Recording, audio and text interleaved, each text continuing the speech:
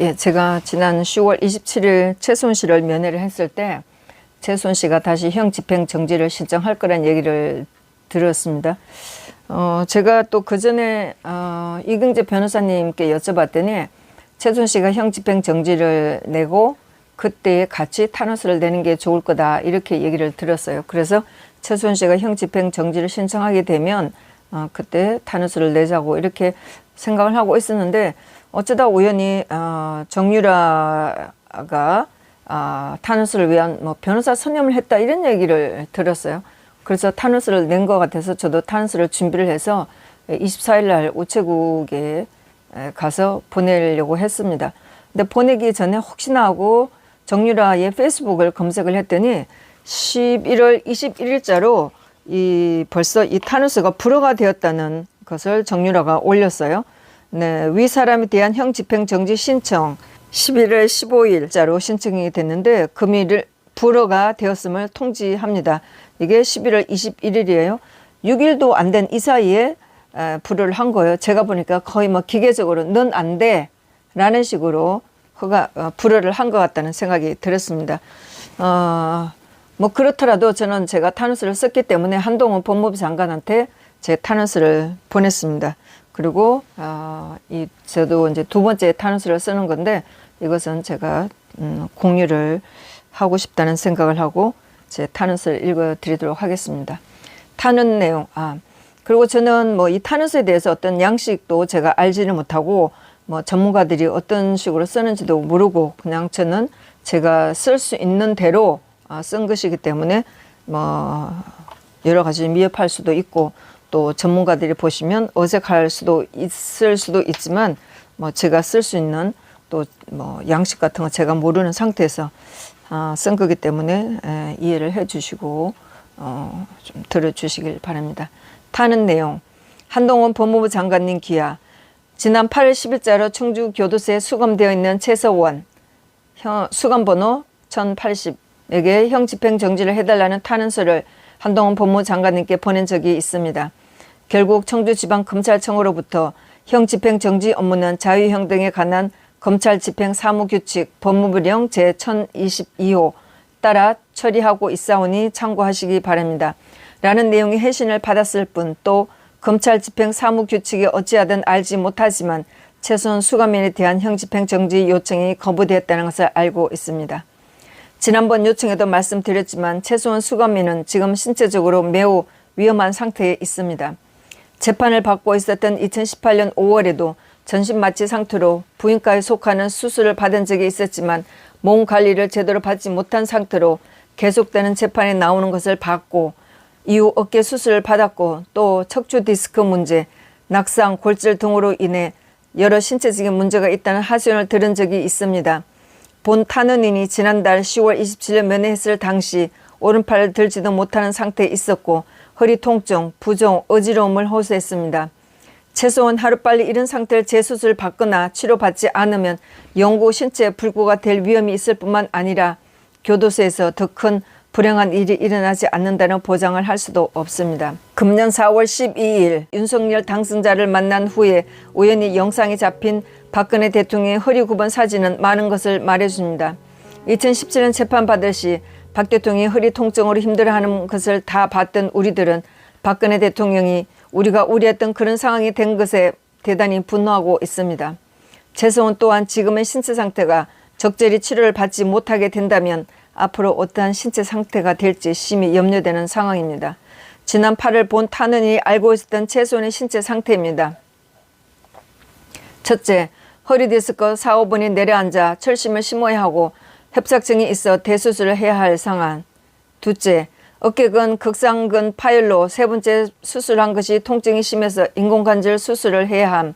세 번째, 건강이 극심하게 좋지 않아 기력이 떨어지고 근력이 거의 없어 자주 쓰러짐. 네 번째, 스테로이드제로 겨우 지탱하고 있는 상태. 스테로이드제의 부작용으로 몸이 매우 심하게 붓고 망가진 한 유명인을 SNS에서 본 적이 있습니다. 다섯 번째, 우울증과 공황장애로 정신과 약을 복용하고 있으나 차도가 없음. 본 탄원인은 2017년 5월부터 서울중앙법원에서 박근혜 대통령 관련 재판을 여러 번 방청했을 뿐만 아니라 박 대통령 탄핵 이후 박 대통령 정부의 인사 수십 명 아니 수백 명이 기소되어 재판받는 것을 직접 본 국민 중 한 사람입니다. 뿐만 아니라 이 나라 법치가 어떻게 무너졌는지 검찰과 법원이 어떻게 하였는지를 똑똑히 봤던 사람입니다. 그리고 이제는 박 대통령 탄핵에 한호했던 반대편에 있었던 사람들이 차례로 검찰에 불려오면서 자신들이 억울하다고 한탄하는 재판을 복잡한 마음으로 지켜보고 있습니다. 2016년 12월 24일 밤 최성훈을 향해 3대를 멸하겠다라고 했던 그 검사의 저주답게 최성훈 본인이 신체적 정신적인 고통 속에 있을 뿐만 아니라 최성훈의 유일한 딸과 손주들까지 정말 3대가 힘들고 어려운 삶을 눈물로 보내고 있습니다. 아직도 세상에 온갖 비난과 조롱을 감내해야 하는 것은 말할 것도 없고 경제적인 공공으로 그 어려움은 이루 말할 수 없습니다. 엄마를 면회하고 돌아오는 어린 딸의 울부짖음을 세상에 힘있는 어느 누구도 도와주지 않고 외면하고 있고 재판에서 많은 것을 본 탄원인이 할 수 있는 것은 오로지 이 탄원서 한 장뿐이라 너무도 슬플 뿐입니다. 조국 교수와 그의 처 정경심 교수가 받고 있는 재판도 받습니다. 그들이 언론과 검찰을 원망하며 한탄하는 소리를 들으며 저는 박 대통령과 같이 재판을 받았던 수많은 분들을 생각하고 눈물을 흘렸습니다. 지난 18일 정경심 교수와 조국 교수가 피고인 최후 진술을 하는 것을 들으며 그들의 뻔뻔함에 어처구니 없었지만 또 한편 그들이 겪는 고통 그 자체는 사실일 것 같아서 마음은 아팠습니다. 그리고 조국 교수한테 편지를 쓰고 싶었습니다. 당신들이 그렇게 매도했던 그 사람들의 죄가 과연 무엇인지 생각을 해보았는지. 지금이라도 박근혜 대통령과 최성훈한테 사과를 하고 최성훈을 위해 한 장의 탄원서라도 써주시라고 말하고 싶습니다. 정경심 교수가 형 집행정지를 받고 또 한 달이 더 연장되어 치료를 계속 받고 있는 것을 알고 있습니다. 제가 비록 정경심 교수나 조국 교수에 대해 좋지 않은 감정을 가지고 있다고 해도 이들에게 검찰과 법원이 해준 배려는 잘했다고 생각합니다. 최소한은 당장이라도 석방되어야 하지만 지금 윤석열 대통령과 한동훈 장관이 좌파들과 민주당과 그리고 언론들로부터 당하고 있는 공격으로 보아 석방이 쉽지 않다고 해도 한동훈 장관님은 수감인의 건강을 위해 검찰과 법원이 할 수 있는 형 집행정지를 할 수 있는 위치에 있다고 생각합니다.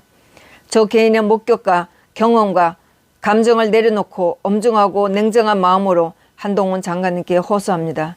최소한을 하루빨리 형 집행정지를 해주십시오. 최소한 수감인은 지난번 수술을 받았던 서울의 같은 병원에서 수술을 받기를 원하는 것으로 알고 있습니다. 이번에 어깨 수술을 다시 받기 위해서는 자가 생성되는 물질을 먼저 이식해야 수술을 할 수 있다고 하기 때문에 정경심 교수처럼 구체적인 수술 날짜를 명시해서 형 집행정지 신청을 하기는 어려울 것으로 본 탄원인은 이해하고 있습니다. 수술로 신체를 제대로 움직이며 적절한 운동을 해서 회복과 관리가 잘 되도록 해야 하기 때문에 사지가 묶이지 않는 형 집행정지를 받아야 하는 것이 필연적입니다. 한동훈 법무부 장관님, 정권이 바뀌었지만 지금 좌파들이 하는 모습을 보십시오. 또 언론을 보십시오. 하루라도 윤석열 대통령과 법무부 장관을 조리돌림하지 않는 날이 없지 않습니까? 민주당과 좌파들과 언론들이 하는 짓을 보며 저는 매일 윤석열 대통령과 한동훈 장관 그리고 제가 본 수많은 당시 검찰들은 지금 무슨 생각을 할지 참으로 궁금합니다. 한동훈 장관님도 지금 보시고 겪고 계시지만 박근혜 대통령 탄핵이라는 것이 대한민국에서 오랫동안 문제되어 왔던 좌우의 이념적인 문제로 시작된 정치적인 사건입니다. 게다가 민노총으로 이루어진 언론노조가 앞장을 서서 온갖 거짓, 억지, 조작으로 결혼 안 한 박근혜 대통령의 오랫동안의 가족과 같은 보조자 역할을 했던 최소훈이란 인물을 검찰도 법정에서 빈정되었던 최태민의 딸이란 이유로 희생양으로 삼았고 또 언제나 민노총의 공격 대상이었던 대재벌 삼성을 희생양으로 삼아서 시작되었던 사건이라고 저는 확신을 합니다. 진실은 감출 수가 없습니다. 진실을 알고 있는 사람도 있고 그 진실의 역사 재판을 본 사람도 분노한 사람들도 있습니다. 본 탄원인은 지난번과 똑같은 말을 하겠습니다. 박근혜 대통령 탄핵 사건은 박근혜라는 한 인간, 한 대통령 탄핵 사건이 아닙니다. 많은 사람들은 박근혜 대통령 탄핵은 이 나라 법치가 무너지고 이 나라가 탄핵당한 엄청난 사건으로 여기고 있습니다. 박근혜 대통령, 이재용, 최소원뿐만 아니라 탄핵과 적폐청산이란 이름으로 자행되었던 참혹한 역사를 겪어야 했던 국민들 또한 엄청난 마음의 상처가 있다는 것을 헤아려 주십시오.